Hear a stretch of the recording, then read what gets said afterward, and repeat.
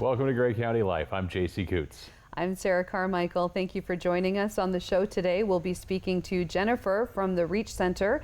We'll also be speaking to Annette from Safe and Sound, and Renee from the Owen Sound Animal Shelter will be joining us in studio with an adoptable animal. How are you? I'm good. It's been like weeks. I know, it seems like I've been away for a little while. I did have a play that I was in with the Roxy Theater, of course, One Flew Over the Cuckoo's Nest, which went amazing, by the way. I can't say thank you enough to everyone that bought a ticket and came to see the show. We had over 250 people every night. The audiences were incredible. I hope that you enjoyed the show. It was something else to be a part of at the Roxy.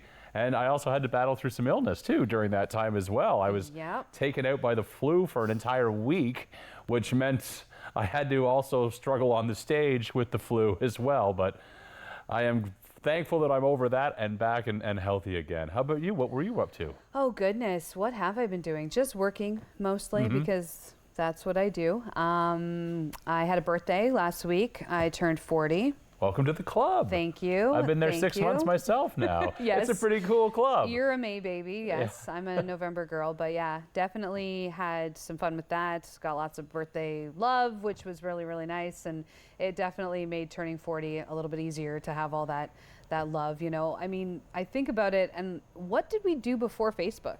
Like, how did we remember people's birthdays? How did we send birthday wishes before Facebook existed? Like, what did we do? I mean, it's kind of wild. I must have had like 300 or 400 people wish me happy birthday thanks to Facebook. I got text messages. I got some Instagram messages as well. But it was just a thought that I had. I'm like, what did we used to do? Oh, right. We used to call people on the phone, or we used to send a card in the mail and hope that it, got to them in time for their birthday. I did actually get a birthday card in the mail as well from my friend Sarah, who actually just lives in Shallow Lake, but she still sent me mail for my birthday, which was really nice. But yeah, it was good. It was a pretty, chill birthday. It was on a Tuesday, so it wasn't too rip-roaring.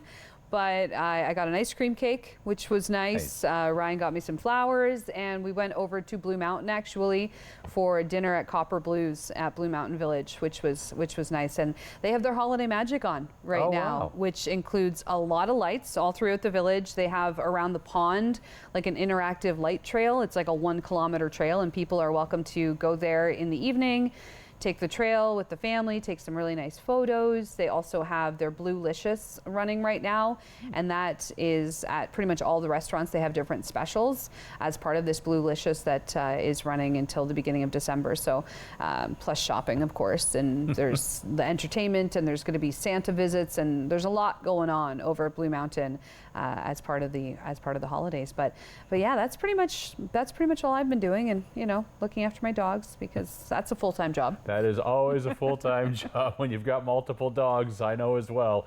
Yeah, it's busy. It's a lot of walking, which keeps the steps count up every day. Yes, yeah, I definitely hit my step goal every day, pretty early in the day actually, because I walk them first at like 5 in the morning, and then I walk them again when I get home from work, and then I walk them again before I make dinner, and then they get walked again usually by Ryan and I when he's home after we've had dinner. So. Yeah, they're well exercised, though. You wouldn't know it because they act like they don't get attention or don't go outside ever, because if anybody comes to our house, they just behave incredibly wild. It's pretty funny, but also like kind of embarrassing because people are like, your dog has acting like it's not seen people in days. I'm like, they're literally around people all the time. All the time. All the time. But yeah, have you been Christmas shopping yet?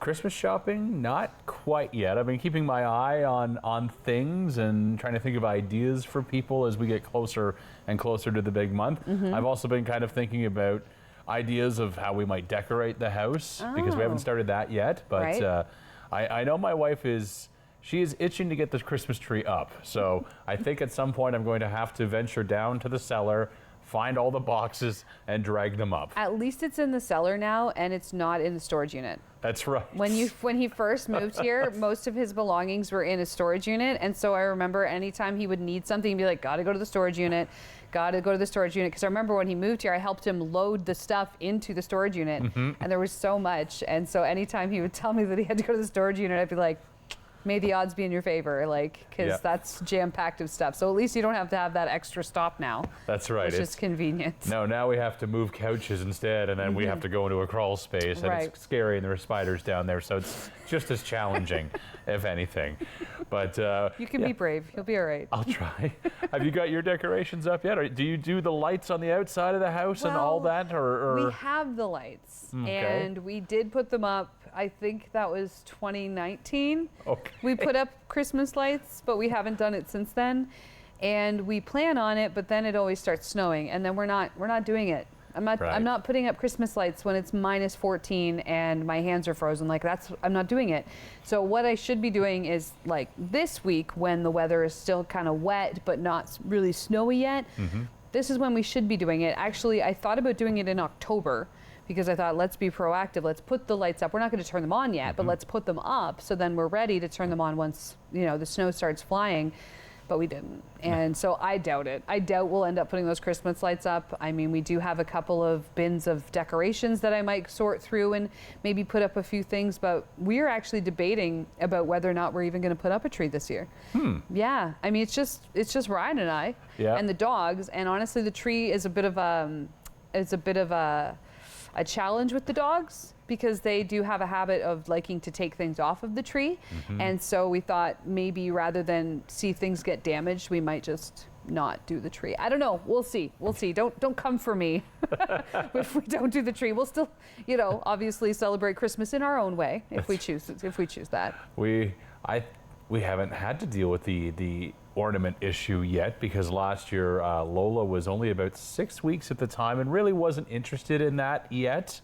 But this year will be a much different story, and based on the amount of socks I have lost, based on the fact that she's now identified the television remote as being a favorite chew toy as opposed to the two toys she gets every month from the program that we've subscribed to, I think it's probably going to be a disaster. So yeah, you might have to get like a baby gate and put it around the tree. I've seen that. We'll build a fence around our Christmas tree this year. You actually just like set it up outside, like in the yard. Although actually that would be more tempting for her because she'd be out in the yard. That's right. Oh my goodness. Stay tuned. We have a busy show. We are going to take a break, and when we return, we'll be chatting with Jennifer from the Reach Center. Coming up next on Grey County Life.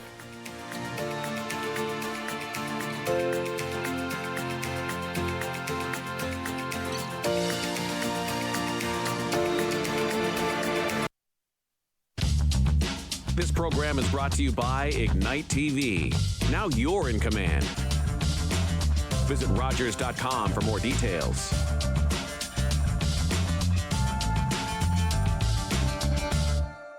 Hello, I'm Liz Dowdswell, Lieutenant Governor of Ontario.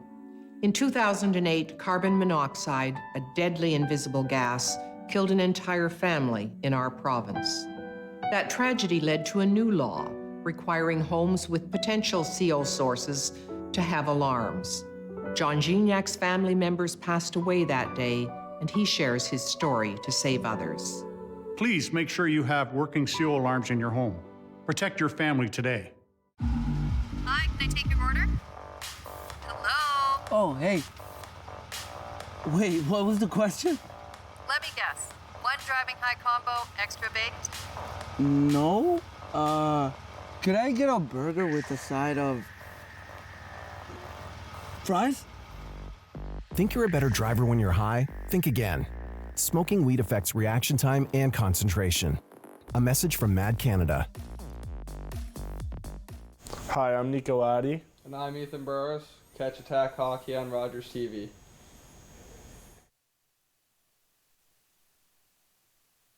Again.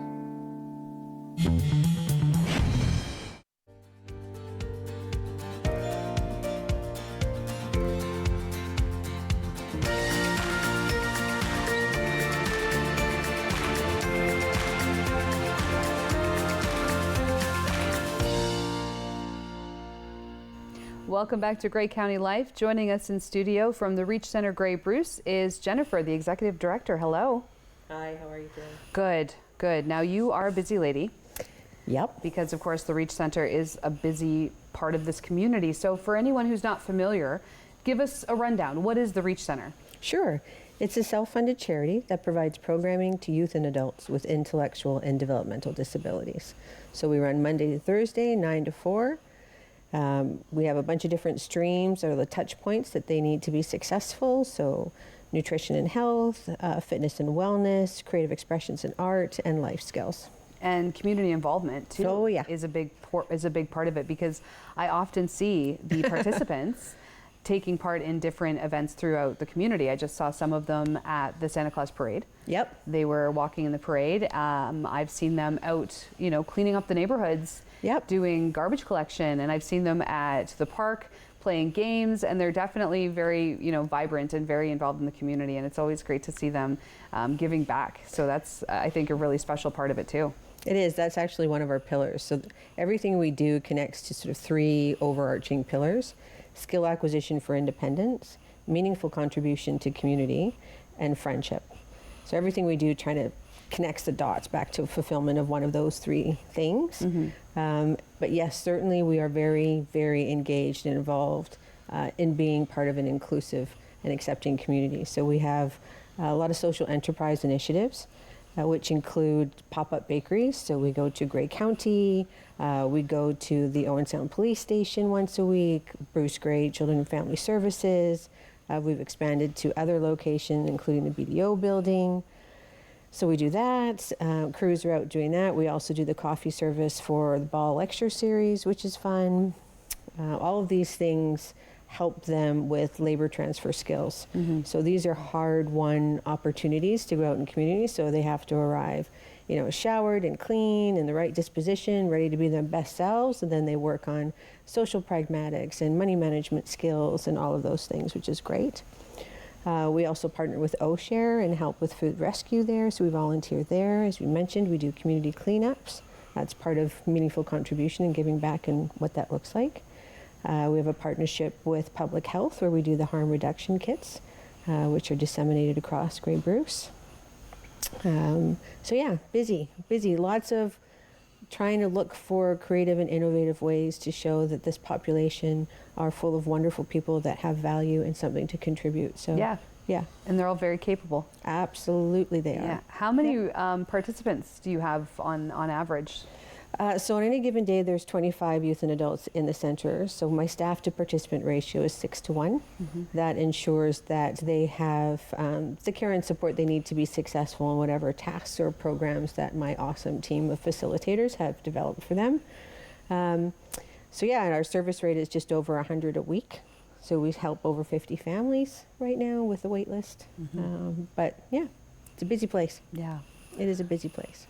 You mentioned there's a wait list that's there. How long is the wait list for people that are looking to? People ask me that all the time. So they're much coveted spots, I will say, and people typically are happy in the program and don't relinquish those opportunities, but things happen. People move, caregivers get relocated for work. But those circumstances are beyond my control, so I don't really know when those opportunities are going to happen. Yeah. So we do try to have a few events. We have some serious dances, like full-on disco dances, that are open for the community, the developmental sector, to try to help waitlist management, also building a network of friends outside of reach, which is important. Mm-hmm. But yeah, it depends on the day of the week too. But we always encourage people to apply because things do change. I don't accept people to come all 4 days anymore. I used to have, and I have some people that do come all 4 days of the week that we're open, and they're grandfathered in. But as a way to help support families and do as much good as we possibly can, if somebody that comes 4 days relocates, then I can give 4 new people 1 day each to have them have something, right? Because this population is very underserved and overlooked. Right, yeah, right. And it's just such a fantastic program to have, not just for the participants that are in the program, but also for their families to have that support, knowing that there's people there that are going to care for them and watch over them while they, go run errands or go to work or whatever the case may be, because, it is a lot, right? Making sure that you are, watching over your family member to ensure that, they're safe and happy and healthy. Yep. But it can take a toll. So having that program and having that service and the building there is just such a great support. And we realized how integral it was to the success sort of the well-being of the whole family unit during the pandemic, when they just kind of fell off of any kind of radar of anybody as far as needs. And we've got some pretty complex medical behavioral needs in the program. And so 24/7 without any respite is exhausting. As much as they are devoted and want the best for them, they're human beings. And when you're working sometimes more than one job and have other kids at home or ailing parents, we've got the whole range of needs. So ensuring that there's a safe place, as you said, for them to come in and really continue to grow and learn and evolve. We're very participant centric, so they have a lot of say in what we do and what goals that they're working on personally. So yeah, it's a pretty neat thing, and for sure it's helped a lot of families. And yeah, the pandemic really was quite eye-opening as far as the systemic kind of failures for this population. Right. Yeah. In terms of funding for the programs and helping all the members that need it, is there funding from all levels of government and No. versus it's all individual funding that you're receiving? We get no government funding whatsoever. And I will say, in one regard, that was a blessing, because we were able to pivot pretty quickly during the pandemic, where other funded organizations were shut down with restrictions. And we were, in fact, one of the first in the province approved to reopen for in-person program delivery because of how robust our protocols were for this population. But we had no place to deliver the program. So we moved around a bit, and then we found our forever home, which was done by a legion of volunteers. But our primary funding is fee-for-service models. So participants, families often get something called passport funding, which is like a stipend from the government to do programs like REACH or Special Olympics or GRACE or whatever other things that they are interested in. And they pay for the program, they submit the receipt, they get reimbursed up to an allowance. It's usually about $5,600 a year, I think, per family. But there's a bit of a scale based on need. Right. And complexity of need, but that's typically the amount. And so that is our primary funding source, but that doesn't even cover my staffing costs. Because if you think about that, that's about $10 an hour at $70 a day, which includes a healthy snack, which is unheard of for this population.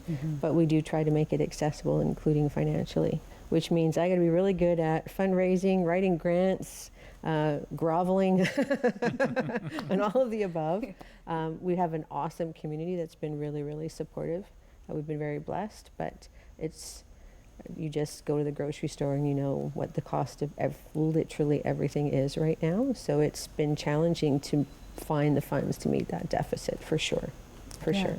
What type of fundraising do you generally do? I know there's a lot of different things that go on throughout the year, but sort of what are your main fundraisers? Well, one of the main ones is the Reach in a Jar fundraiser. So again, with this whole philosophy of the participants have ownership of the agency and the program, so this is how they support the program's success. So they taste test and pick 3 flavors of soup and 1 dessert that goes in a jar. Then they work on assembly and the packaging of these jars. I think there's the 500 ml, which is the small one, is $9.99, and it's Moroccan lentil this year. Then coconut curry is the 1 liter jar, which is back every year because everybody loves it. So that's $19.99. We have minestrone this year, which is new, which is also $19.99, and then the dessert are chocolate chip cookies. So they're ruthless. They taste test, they decide which ones, and then they go out and work to support the agency with these jars. And we have grown it now significantly, so it's one of our major fundraisers.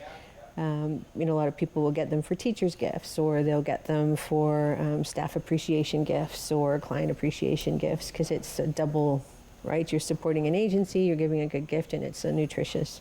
So it's kind of neat. So that's one of our major ones. The other one is our Race for Reach, which we do in the spring, which is our walk-run event. Again, it's about encouraging participants to do their personal best. So again, we have some complex needs, ambulatory issues, gross motor delay issues. So they train for this for months over at the arena. They walk laps, they time, they try to work up their endurance, all of those good things. They go out and get sponsors and pledges for them to either walk, run, I think it's 1, 3, and 5K, depending, over at Harrison Park, which is kind of neat. It's very family friendly. That's another big fundraiser. We have some sponsors for that, which is great. Yeah, and then a lot of other miscellaneous things in between that we do to keep the lights on and cheese strings coming kind of thing. So, yeah, because you've got a beautiful partnership with the Owen Sound Police Services. We do. And they'll often host barbecues. Yes. Because I've been to the Reach Center at least 3 times for barbecues.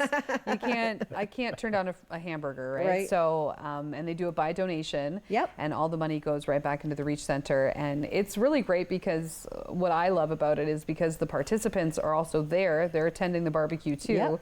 So it gives you the opportunity to connect with them. And I have got to meet several of the participants in that way. And there's actually some that I've known for years too. And siblings of friends of mine from growing up, and it's just it's great, and it's a lot of fun, and it's really nice to see that partnership with the police services, because I know that the participants really get a lot out of that too. Oh yeah, they're like rock stars when they come.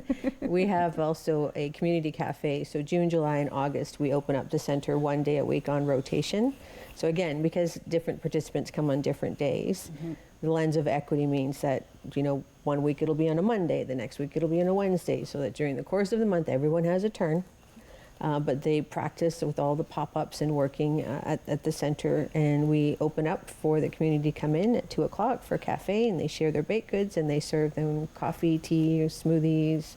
I don't know, a whole repertoire of things that changes each week. Iced tea sometimes I've had, yeah. And then out on the patio, which is a lovely space in the holidays that they take care of, where we have an edible garden and a sensory garden and all kinds of good things. So, yeah, but the barbecues are a lot of fun. Anything that they do with the police are a lot of fun. We're helping with the Owen Sound Fire Department toy drive too, as well. So we're going to go help sort toys and figure that out for families. So, again, just looking for ways that we can be contributing, be inclusive, and understand that there's other people with vulnerabilities, not just the population, right? Yeah. So, yeah. Now, did I see on the Facebook page that you're doing crafting sessions, and then is the work being sold in the learning shop? Is that happening right now? It is, yes. So we have a great manager of the craft program. So again, 1 day a week, they will come in, and whoever's interested. So during the course of the day, there's always an opportunity for self-directed learning, so that they have to advocate for themselves and what they want to do.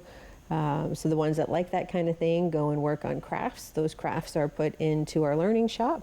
Right now we have our Christmas market open in the learning shop, so it's just chock-a-block full of all kinds of cool handmade things that they've done to support the agency. So again, looking for those opportunities with some talented participants for sure, which is pretty cool. Yeah. And it must be a big thrill to see their work get sold too, and see someone else find that, discover that, and go, "This is something I have to have." Yes. Like that's gotta really be something special. It is a point of great pride for the population, for sure, when they see it. And they're very excited to tell visitors which ones were theirs. And, I made those coasters, and I did that tree, and that ornament I made. And so it's kind of neat to see that pride and ownership in something that they created. Again, I think a big piece to this population's success is confidence, right? And really believing that they have value, which they absolutely do, and something to contribute. Oftentimes their whole academic careers, they're taught about the things they can't do and what their limitations are. They're very well versed in that. And so changing that perspective to celebrate, oh yeah, but you did that. Let's see how we can grow that. Let's see how we can expand on that. It just changes the mindset to capable instead of disabled, which is often the focus. So it's pretty cool. Yeah, it's definitely a really warm environment. Anytime I've been into the Reach Center for a cafe or to check out the items in the learning shop, it's just a joyful place. Like, everybody's happy, everybody's welcoming. Yeah. As soon as you walk in, they're walking up to you, being like, "Hi, I'm so and so. Who are you?" Right? They gravitate towards. They want to welcome you there. Yes. Which is really nice. And I mean, you mentioned the pop-up shops, the cafes, and those were so much fun because, you know, they had baked the items and they had to, you know, run the cash register and then somebody had to, you know, run the food out to the people, and because they gave you a number and you would go and sit and they would bring it to you, and then they would clean up after you. It was such a great, you know, learning opportunity for them, but also, as you said, a confidence builder too, because they're showing like, I'm capable of doing this, like this is something that I'm doing, and they love it. And it's so great when you see community sit down and participants in community sitting together and having a coffee and a chat like anybody else would. Yeah. Right? So it's really, really a lot of fun. And the space is a pretty cool space, I must say. We wanted it to be the antithesis of an institution. So to be kind of a cool urban young adult space that was theirs, but bright and happy. And yeah, they certainly have taken ownership of it without a doubt. Yeah. Yeah. I'm just curious, have you had a few members who have, you know, that maybe they've had a shift at the Fresh Roots Cafe, or they've gone through and built the confidence, built these skills, and went, I want to do this for real. I want to go into the real world and get a real job. Have you had those kind of success stories? Absolutely. We've had participants that have gone on to Georgian CICE program because they think they're capable, and they are. Again, when they build confidence in an environment where they feel safe, accepted, and included, they're more apt to be willing to try new things, new experiences, take on something that might otherwise be a little overwhelming and intimidating. So we have participants that volunteer at OSHARE, for example, outside of the program. We have participants that volunteer at a variety of organizations, but also that have part-time jobs now because they've acquired those skills, which is fantastic, right? That's the skill acquisition for independence is one of the pillars. What that looks like is different for every single participant, right? But trying to figure out how we keep raising the bar for each of them and what that looks like is sort of the goal, right? Amazing, amazing. Yeah. If people want to get more information about the Reach Center, if they want to find out about, you know, hosting a fundraiser themselves to support your organization, how would they go about that? What's the best way to contact you? So first they can check us out on our website, reachcenter.org. They can shoot me an email with any kind of idea. There's no such thing as a bad idea. We're pretty out of the box thinkers and pretty creative when we look at opportunities for things. So my email is ed@reachcenter.org. They can give us a call, 519-377-9204, or stop by. The Learning Shop is open full-time. We're operating, so 9 to 4, Monday to Thursday. You can come on by. And next year we're celebrating our 10th anniversary, which is a significant milestone, which is pretty cool. I'm sure you've got some great things planned for that. We do have some antics planned for sure. Yeah, absolutely. All right, well, we will keep an eye out for those events. And thank you so much, Jennifer Miller, Executive Director of the Reach Center. Stay tuned.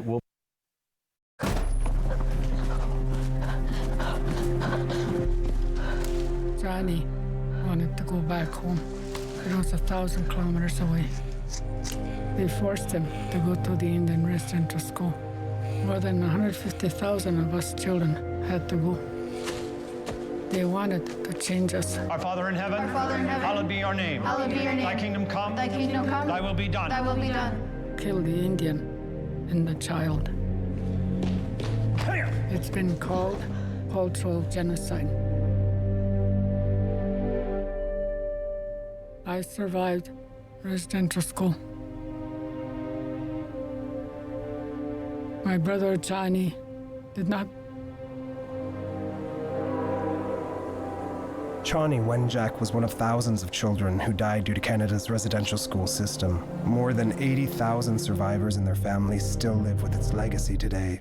What kind of show do you want to see on Rogers TV? What interests you? Log on to rogerstv.com, fill out a show proposal, and tell us about your segment idea. We want to know what you want to see. Rogers TV, only on Rogers. I'm number 24, Tace Jordan. And number 21, Harry Nancy. Tune in to Attack Rap on Rogers TV.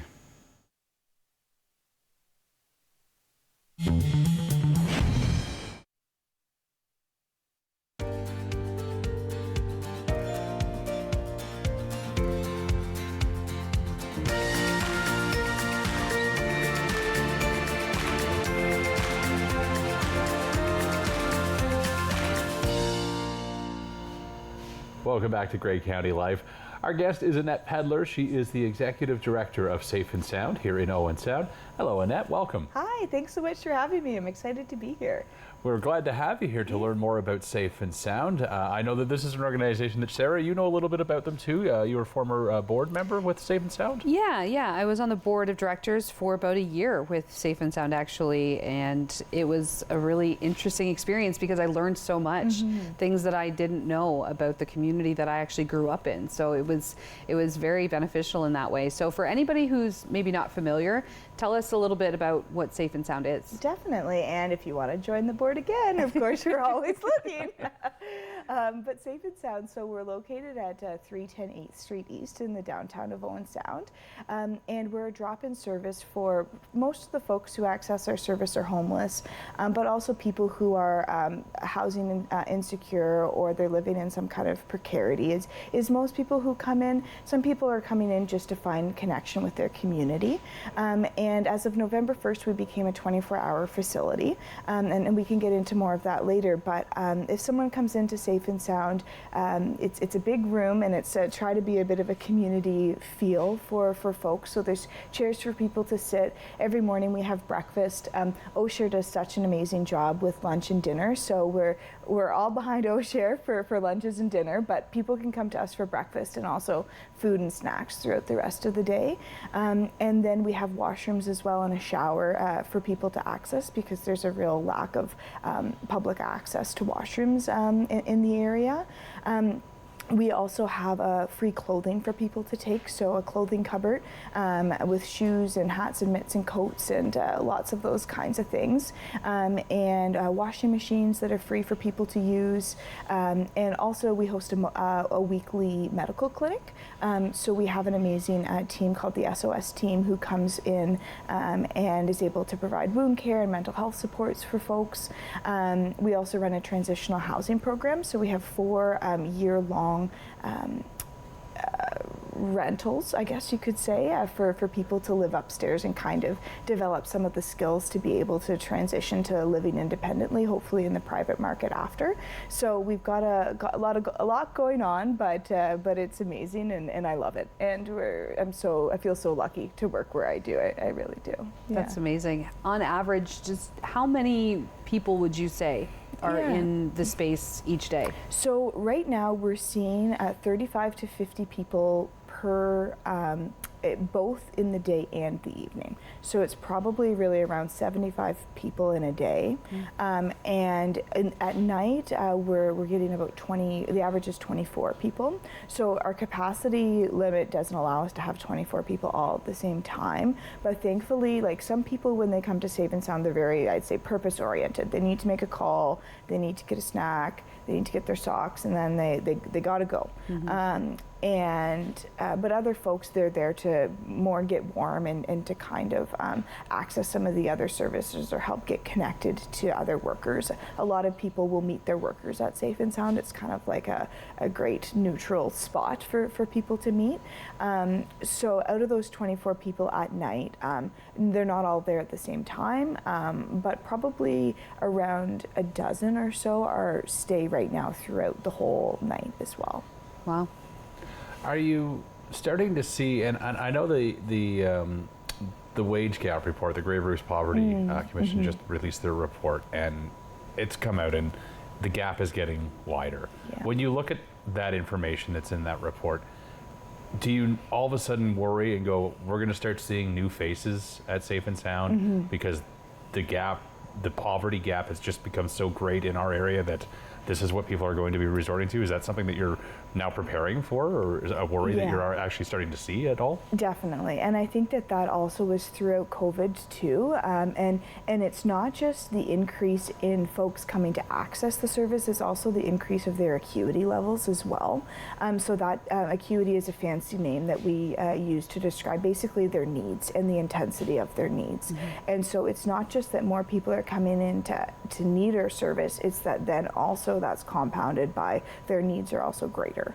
And definitely the wage gap report is a great, I want to say canary in the coal mine, but it shouldn't be that subtle. That's not really a canary. It should be something that we all see and recognize. And a lot of that is too rooted in income supports too. So if people who are on Ontario Works or Ontario Disability Support Program, if you look at how much they get monthly and then compare that to a cost of living amount, there's such a disproportionate gap in those two numbers, and then it leaves places like Safe and Sound. I say that when systems fail people, they end up somewhere like Safe and Sound, and it can be a really, really wide variety of systems within our community that fail, and they're not failing of malicious intent or anything. It's just that those systems are overburdened. So whether it be physical healthcare systems, mental health care systems, housing systems, education systems, all of those things. When they don't work for somebody, then they are forced to resort to a service like what we offer. Wow. I know that Owen Sound, it's not unique in having a situation in the downtown with unhoused and people facing housing security. What is it like to work with the partnerships, work with the city, work with policing, work with the various agencies and different levels of government in order to help try to alleviate the I'm going to say the stress that downtown it has been going through, and especially now that we're heading into the colder months. Is there a good partnership there with those different levels and those different stakeholders? Well, I think that of the people who you just, or the people who you just mentioned, we're definitely closest with Grey County. That's where we get the majority of our funding, and that's who's funded our overnight shelter this winter, not shelter, or overnight warming for over the nights. And I think that there's definitely the possibility of growing the partnership with the city, and we have a good relationship with the police as well. My thoughts on the downtown is that we can only control what we can. And so we've hired one of our participants, and he goes and he cleans one block in every direction on the street a couple times a day to try and minimize some of the impact of belongings being left close to Safe and Sound. We also have a needle collection program, or sharps collection, so we'll give people gift cards twice a month if they come in with a sharps bin, and we collect significantly more sharps than we actually give out. So I think that all of those interventions are things that we're trying to do to improve our downtown that maybe not everybody always sees. But we're really proud to be part of the downtown, and I see our future continuing to be part of the downtown, and I love our neighbors. Yeah. That's awesome. So let's talk about the Out of the Cold program. So as you mentioned, that's launched now, and you're now operating 24 hours. So how does this work? Like, when did it start, and how long does it run? Yeah, so it all kind of, last winter, the county and the city together funded us to be open throughout the evening. So that was great, except for when 10 o'clock came. It wasn't so great. And in cold alert warnings, we'd stay open till midnight. But it's really hard, obviously, on the people and on the staff at midnight to say, oh yeah, to sorry, be like, get out, bye. Get out, you know? Yeah. And like, we had one individual last winter who accesses our service regularly, and he got very bad frostbite and was hospitalized for 6 weeks. So I always say that, you know, we as a society have to pay for things one way or another, and we either pay through preventative measures, or we have to pay in other ways, through our policing, through our healthcare system, through our parks department, even cleaning up. So I think it's really trying to understand that this is money that we have to spend, and we just have to be a lot more strategic about what systems we're putting those funds into. So last February, one of these midnights came, and 8 people, the staff asked to leave. So the next day, we did a really focused effort of trying to get those 8 people in to the county's motel program. And we also decided, though, to stay open for the night. So I stayed there, and we had a security guard come in, and I was very naive. I had my embroidery with me. I thought, wow, we got the 8 people who didn't have a place last night somewhere. And then 15 people came that night. And some of them were people who we did not interact with our services. This is with no notice that we were going to be open. This was just like word of mouth got around and 15 people came. So I think that really put us in the county on a bit of notice that there's folks that would benefit from this program that we don't even know about it. Yeah. So we have funding to become 24 hours from November 1st until March 31st. And so that started now and is going well. And yeah, we're really excited about that. So, and it's like a secondary spot for folks. Still, the primary option is for people to access Grey County's motel program. And the motel program does some things really fantastic. It allows people to have privacy and dignity of going through the trauma of being homelessness without it being a shared experience, like a lot of traditional shelters where you go into and you're all kind of in the same spot. But where the motel program isn't able to meet people's needs is that since they don't own the motel owners really when people can come and go, and the cost is significantly higher, and also not all of our folks are ready to be in an isolated environment like that, and they need other supports and people around them. So that means that a lot of the people who we're seeing staying overnight, right now they're not eligible to go into that program, and so this is just it's a harm reduction intervention to try and keep them alive until there is appropriate housing for them. Wow. In terms of the overnight program, is there a capacity on it, and how do you address if you're at full capacity? Is the motel program kick in at that point to help deal with the overflow? Totally. Well, the motel program hopefully is kicking in before we're even close to our capacity to try and get people there. At this point, we can't commit to have everybody have a roof over their head, and it's not for a lack of desire or a lack of what we think ought to be happening, but it is our fire capacity and building capacity issues that kind of give us that cap. So as of right now, I see it at the core of all of our services is really harm reduction, and it's a harm reduction in a very broad lens understanding, and sure, it includes the politicized distribution of supplies for people's substance use to prevent communicable diseases, but we're really trying to look at all the harm that's occurring in someone's life and trying to mitigate as much of it as we can. So like for those people who are the 20th, 21st, 22nd people who are coming to the door who we can't accommodate, we're going to try and work with them to figure out how can we help you do this while incurring the least amount of harm. So whether that be give them a tent, give them a sleep if we have them, give them a tarp if we have them, blankets, and hats, mitts, just to try and help them stay through the night. So, wow, it's an imperfect answer to a much more imperfect situation. Right, yeah. Right. And you mentioned, having that warm gear. I know that you guys are currently doing a coat drive. Yeah. So what does that entail? Are you looking for like all kinds of coats? Are we looking for hats, mitts, that kind of stuff too? Totally. Well, we definitely would love more winter coats. They're always a need. And right now we're saturated with a lot of love of summer clothing, and so that's a big thank you. But we're kind of we're trying to take a pause on the shorts and that kind of thing right now, and primarily we also actually have a large amount of hats. So it's really hats.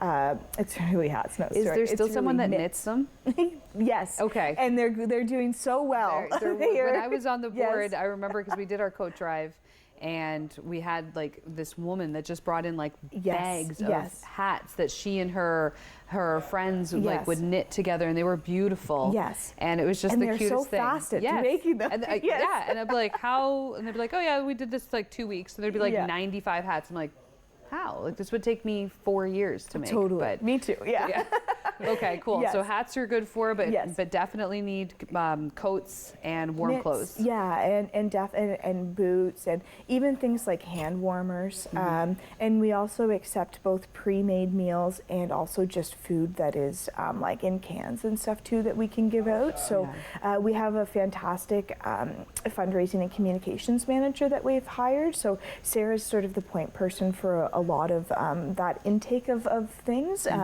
And yeah, it's but we're so lucky to have so much community support. Yeah, and I mean, I remember people bringing in like boxes of stuff. Like there was the ladies from the church that would bring in the sugar and the coffee. The coffee. St. Mary's Church still does that. Yeah, the coffee whitener and stuff like that. And they just they'd be bringing it in by the box load. And there's definitely support there in the community, and it's always really, really nice to see that. But certainly, as you said, it is an ongoing challenge. So the more support, the better at the end of the day.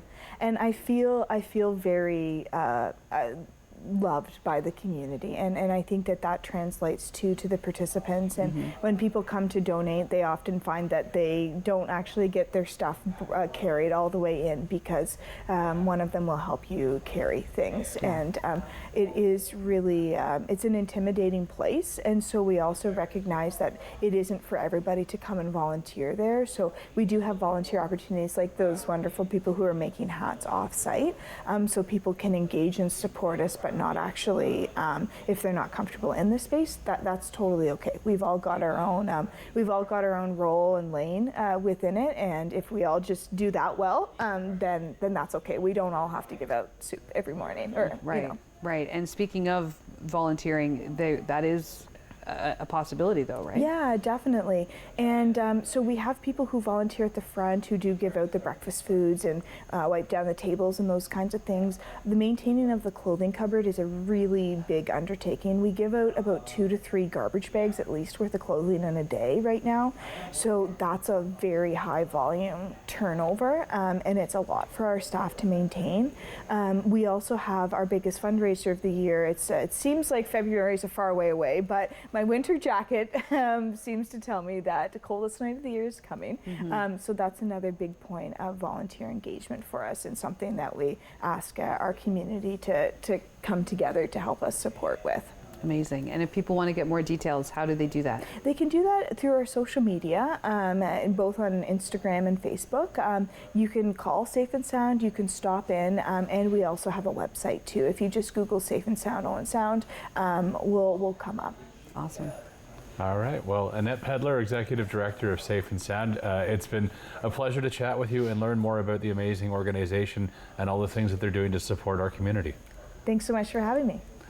Stay tuned. We still have Renee to come from the Owen Sound Animal Shelter, and we'll be meeting a furry friend that's looking for a new forever home. That's coming up next on Grey County Life.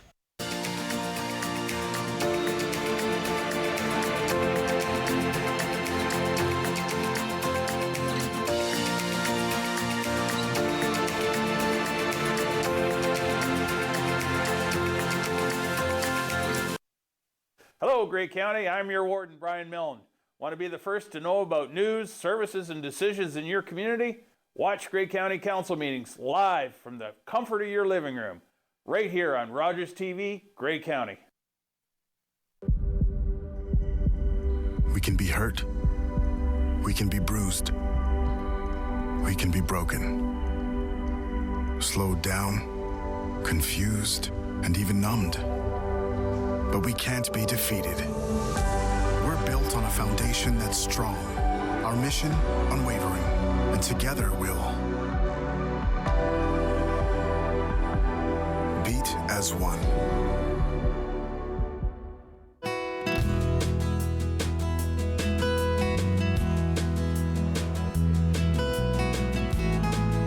I'm Ross Kettner, Mayor of the Municipality of Meaford. There's a lot going on these days, and you can keep up with all of it simply by watching our regular council meetings each Tuesday afternoon at 3 on Rogers TV.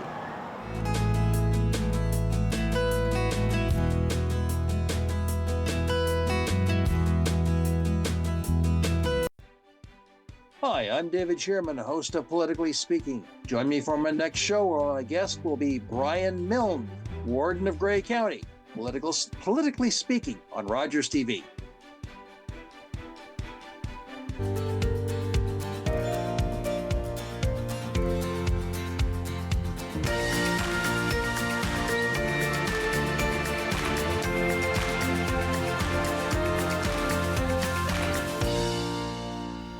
Welcome back to Great County Life. It's been a great show, and it's going to get even better right now because Renee is here from the Owen Sound Animal Shelter, and she has brought a very cuddly kitty cat. Tell us about Ginger. Ginger's a girl. Which is very rare. It's usually boy cats are orange. Yep. It's a common confusion at the animal shelter when this thing happens because we're like, is he neutered? And then we're like, oh, this is a girl, which, you know, one in like hundreds. The odds are small. Now, the good news is if you're somebody watching who is one of those people waiting patiently for a female orange to pop up, because some people think these are extra special cats. I mean, and honestly, I've never been disappointed. I wouldn't argue that. I mean, look at her. Look at her. She's great. In which case, if you're looking, I got one. Come and see her. This is Ginger. Ginger actually was a found cat originally. A older woman found her who has named her Ginger after one of her beloved cats that she'd had in the past. And apparently that cat, look, this cat's falling asleep in my hands. That cat was the sweetest cat ever, and I think maybe the name has done it. So I wouldn't recommend changing it. Usually we're like, change the name, but it's doing good for her. Yeah, no, she may have been a found cat, but she clearly belonged to someone at some point. 100%. She's not a feral cat at all. 100%. This was a lost cat, weren't you? Or maybe somebody was telling us a story. I don't know. Ginger is now spayed. That is something that we have done for her. She just had that just on Monday. Very recently. She is fully vaccinated. She's given the A-OK clean bill of health, and she's only 2 years of age, which is like the most perfect age because she's past all those kitten crazy things. Yeah. I mean, we like them, but do you really? This one certainly is beyond all of that. We also know that she's going to be good with cats and dogs and kids because she's already met them and she likes them, and she's 2, so she's not going to be poorly influenced, right? She's just so content right now. You are the sweetest She would sit here all day with you if you just kept petting her. And she will. I mean, we kind of let her do that sometimes just because we love her. She would be the most perfect companion for somebody who's looking for a companion because that's what she wants to be. Typically, cats go one of 2 ways, as we all know. They either love you and don't leave you alone, or they're the cat that kind of comes when they feel like it. They tolerate you. She is actually kind of a rarity in that you can force love on her, right? And she'll take it, and she'll also force love on you, but will back off if you're not in the mood. So, like, really the perfect little buddy. Yeah, she's beautiful. With the dogs, she will actually go in for head rubs and rub along the dog. So if you have a dog looking for a cat buddy, this is a really good choice, as long as your dog is not going to pounce on her, because you know, she really likes dogs, and we don't want to mess that up, right? We don't want to mess it up. I think he'd be just fine. She looks like my cat Kobe that we had growing up, with the green eyes and just the same temperament. She's beautiful. And Kobe actually lived to be almost 21. Amazing. Wow. So, so there's maybe something to be said about the longevity of an orange cat. I've heard this. Right? You're the forever cat. That's a good thing. Yeah, she looks just like him. It is. And he was a big suck too, just like this. Yeah. Gosh, she's like gonna roll off my lap. Do you need more lap room? Is that better for you? Oh goodness. Is that better for you? Of course, if anyone's interested in this adorable, amazing cat, they can contact Renee at the shelter, 519-372-1123. And what else has been going on? I know that you've had puppies and puppies, and then you've had kitties and kitties. We've been swamped. We're seeing a lot of crisis situations with animals, unfortunately. The reason I'm mentioning that is we have a lot of fundraisers that are popping up. So I want to make a point of mentioning them because we need that money to pay for those vet bills. And I hate to do that because it's Christmas and we're all struggling, but it's worth mentioning in case you have something to give. For example, you can still purchase the Christmas stuffed socks. Man, that's hard for me to say. There is still some available for $4. Those socks are stuffed with all sorts of goodies, treats, toys, and love. and they can be purchased at the shelter. We are now doing our Christmas sponsorship, where persons, if they have an animal lover they want to buy for, they can make a donation to the Spay Neuter Fund, either on behalf of a specific animal or just cause, in which case you can receive a letter directed to either one of those things, you know, Merry Christmas, a donation's been made on your behalf type of a deal, which is really nice. And additionally, our tattoo fundraiser is up and coming December 9th, the Great Huron Tattoo, and that is for human tattoos. We need to make a point of mentioning that every time, because if you're only half listening, you're going to call me and yell at me. And it's for human tattoos. For tattoo lovers, they'll be offered at a discounted price, probably $80, and that'll be in Port Elgin. And certainly watch our website and our Facebook page for all of those great details and to see the flash that's available. I'm trying to work up. I really want to see you there. I'm trying to work it up because I don't have any tattoos, and for me, it would make sense that I would get one to support the puppies and kitties, because you know I'm a fan. Yes. Get a little one. I 100% agree. In fact, I once went to a similar fundraiser for the exact same reason, to support the animals, but it was so popular that there was no chance of me even getting one, because I think they had to shut it off after the first 100 people, and like 300 showed up. So I hope that you have the same problem. We have always, this will be our 5th, always had a big line, and I always recommend come early. Rumor has it that this year we're going to be taking names and numbers, so you don't have to stay in the line, which would be super nice. And I've also heard they're bringing in a few new artists to be able to throw them through a little bit faster. So fingers crossed. And again, Great Huron Tattoo will give you those details if you can't find them out with us. Watch your foot, honey.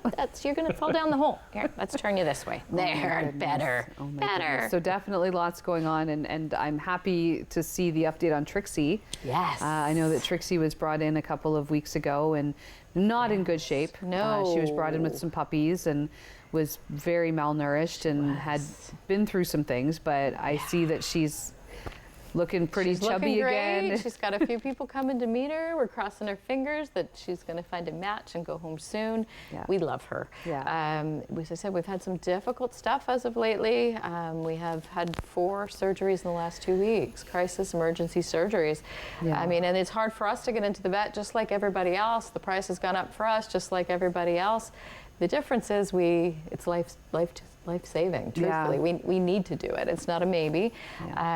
We've had a dog with a collar embedded. We had another dog from a puppy mill with his boy parts damaged. I mean, I don't need to get into those details, but certainly if you're interested in helping one of those or just helping in general, certainly give us a call, because we'd love to have some help. Yeah, absolutely. There's lots of ways to help out, and of course, they appreciate everyone's support. So if you're interested in meeting Ginger, you can set up a meet and greet with her by calling 519-372-1123. She'll probably just lie on your lap for the entire meet and greet. But you can always find the Owen Sound Animal Shelter on Facebook as well for further details. Thanks so much, Renee. Thank you.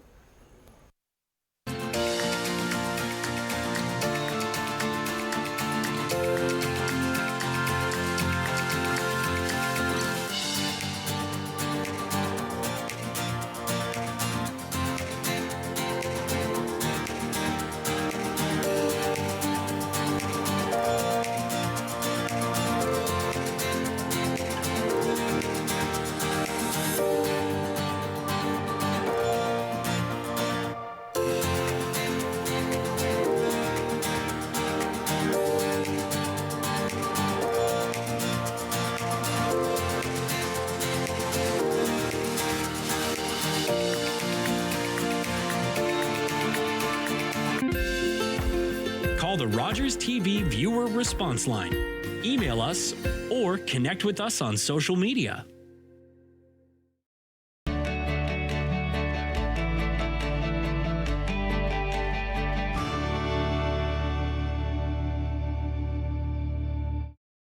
I'm Nicole Martin, the proud ambassador for the Comfort Bear program. Comfort Bears provide these cuddly bears to local children who are terminally ill, facing trauma, or battling a serious illness. Every $20 donation will place a Comfort Bear into the loving arms of a child involved in our program. It is our hope to distribute 1,000 bears in 2022. Please join us and provide comfort to kids in their time of need.